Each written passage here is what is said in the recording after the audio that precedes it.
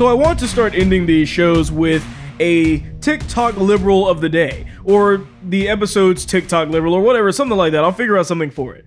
But either way, it's this site is basically a gold mine for this type of stuff. And really, I personally hate the app. I don't like it at all. Trump was even trying to ban it because it's owned by the Chinese government. I don't want anything to do with this app, but it is a gold mine for a bunch of liberal people losing their minds over various things and calling basically everything racist or whatever their crazy explanations are. So most of it's pretty entertaining, and this one hits close to home. So without further ado, classical music now is apparently racist. If you're seeing this, you've reached Classical Music is Racist TikTok. The fact that classical music, which is really the music of 18th century Western European cis straight white male composers, is valued as the highest form of art music in America, is an example of white supremacy. Those who go to college to study music will spend countless hours studying music theory, Western music history, and more, and most schools only have one class requirement or no class requirements for world music.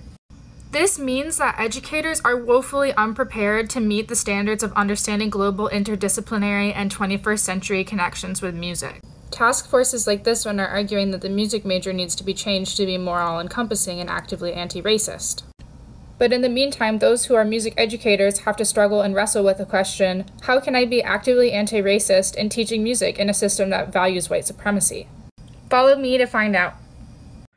So for a little bit of context on this whole classical music being a racist issue, just so people know, because this is something that most people don't know about me, is that I actually am a classically trained musician. I've been playing in orchestras, and I still play in orchestras to this day, classically on the string bass. I've been playing for 20 years, ever since I was in 10th grade. I've gone through art schools. My actual bachelor's degree is in music performance. So trust me, when we're talking about musicality and just the classical music and things like that, this is my bread and butter, because I do this and I've been doing this for a very, very, very long period of time. I still have like I said, I still play in orchestras across Florida right now professionally as well. So just a little bit of what's going on here. So first of all, what she's actually talking about by saying that these composers are somehow sexist or their sex and their orientation, first of all, it doesn't matter. I don't care that they were cis, white, straight, this, that. No, I don't care. It's entirely irrelevant what they were. What does matter is their music, okay? And I want to really frame these things around that, because that's what's actually important, is the music is what's important, not specifically what those people did in their private lives. I don't think any of us care, and it doesn't matter, okay? Now, she's saying in there that it's considered as the highest form of music because it's because it's just this white thing. It's white supremacy. That's why. She doesn't really talk about exactly why it's considered as the highest form of music. Now, the highest form of music has nothing to do with popularity, because that's simply not the case, of course, right now.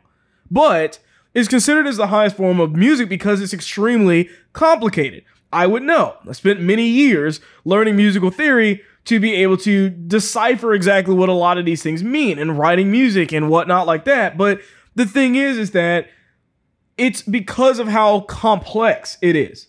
It's objectively the highest form of music when we're talking about an intellectual basis. The music today does not dive into any of that. You'd be hard-pressed to find any song today that actually uses and recorded with real instruments, let alone where the actual singer is the one that composed the music for the song, because most of the time, they aren't. And in addition to that, they oftentimes don't have more than about 4 chords in every song. Classical music has tons and tons of chords that are changing, and the harmonies and all of these things are just intermixing together.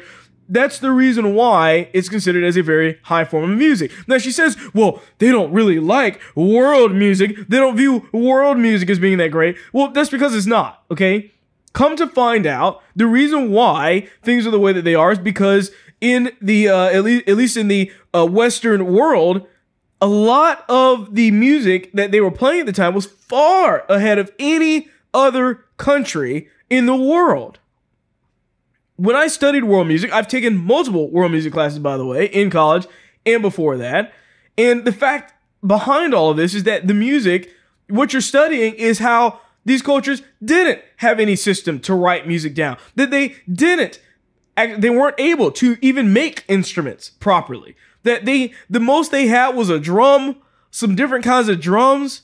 The Chinese kind of made a few stringed instruments, but they were very rudimentary, very basic string instruments that aren't regarded for anything or being worth anything today.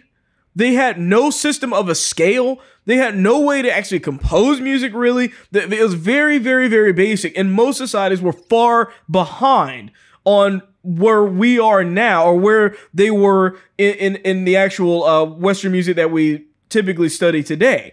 Because every instrument we use came from there. All the string instruments came from there. Very rarely were they created anywhere else, because every country was so far behind that even if we wanted to play Chinese music or something from the 1800s, there's no way to do it.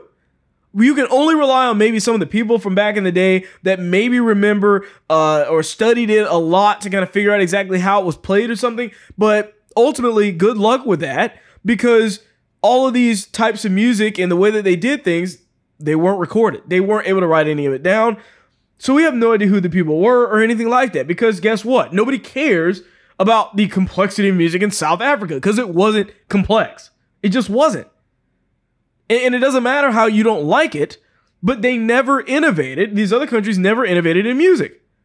That's why once it was adopted and kind of came over to the United States, it became regarded as the highest form of music, because it literally was. And there's not one civilization you can point to that came close to doing what was already done, what we already study as classical music today. So the fact is that when you look at the details and understand the context and the facts surrounding the situation, you find that it has nothing to do with race at all. It's an objective thing. You don't have to like it, but you can't call it racist. You can't. These are the same people, by the way, that'll tell you, oh, well, if this composer felt this way about something such and such and the other, then that means that we must not play their music. Newsflash, guys, it's not about the person that wrote the music. It's about the music itself. That's all it's about. I don't care what they did during their personal lives. If it's an enjoyable piece of music, we'll play the enjoyable piece of music. But unfortunately, these people like that, they can't function in a society where we actually look at things objectively. They have to stick a label on everything. That's the only way that they can actually navigate their liberal world and their liberal ideology. They have to find that something is racist in everything, no matter what it is, regardless of what the facts actually show. And you hear her also when they're talking about that they need to change the music degree, that they need to somehow form a different type of set of things that they study in the school. Look, music already as a degree, and this is from somebody that legitimately has a bachelor's degree in music, okay, is pretty much a waste. It is. But to change that and make people that are doing the actual degree and making them ill-equipped to actually play the stuff that they need to learn how to play also is a massive disservice to the students that are actually paying money to learn this stuff at the school. So once again, it's not about the system valuing white supremacy. That's the way they choose to see it. It's about them valuing objective complexity, objective superiority of the music itself. It's more complex, it's more intricate, it takes a lot longer to understand, and it took somebody far more special to do it as well, to write the music, to play the music. I've had to study my instrument for 20 years before I could really get good enough to play at a professional level with it. How many people can say that are on guitar or something else that's far more simplistic and easy to kind of grasp onto? So either way, she's wrong. She's not looking at things in the correct sense of how to actually view the world or view this particular topic. But I, at least in this situation, am somewhat of an expert on it. You just watched a clip from The William Hall Show. Please remember to like, share, and subscribe.